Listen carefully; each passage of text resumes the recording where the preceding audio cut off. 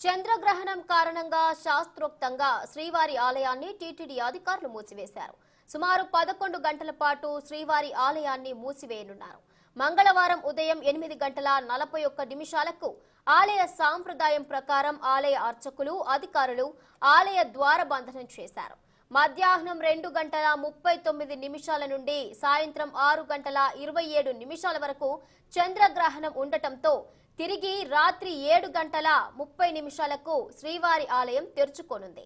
ఆలయ శుద్ధి చేపట్టిన అనంతరం పుణ్యాహవచనం చేసి రాత్రి కైంకర్యాలు, సుప్రభాతం, తోమాల సేవ, కొలువు, బంగారు వాకిలి వద్ద పంచాంగ శ్రవణం నిర్వహించిన తర్వాత భక్తులకు సర్వదర్శనానికి అనుమతిస్తారు.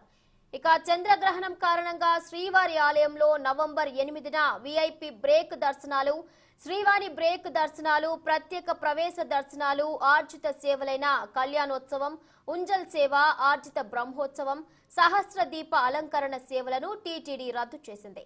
ఇక గ్రహణం సమయంలో మాతృశ్రీ తరిగొండ వెంగమాంబ అన్నప్రసాద భవనం, వైకుంఠం క్యూ కాంప్లెక్స్ ఇతర ప్రాంతాల్లో అన్నప్రసాద వితరణ తాత్కాలికంగా నిలిపివేశారు. ఈ విషయాలను గుర్తించి భక్తులు టీటీడీకి సహకరించాలని విజ్ఞప్తి చేస్తున్నారు.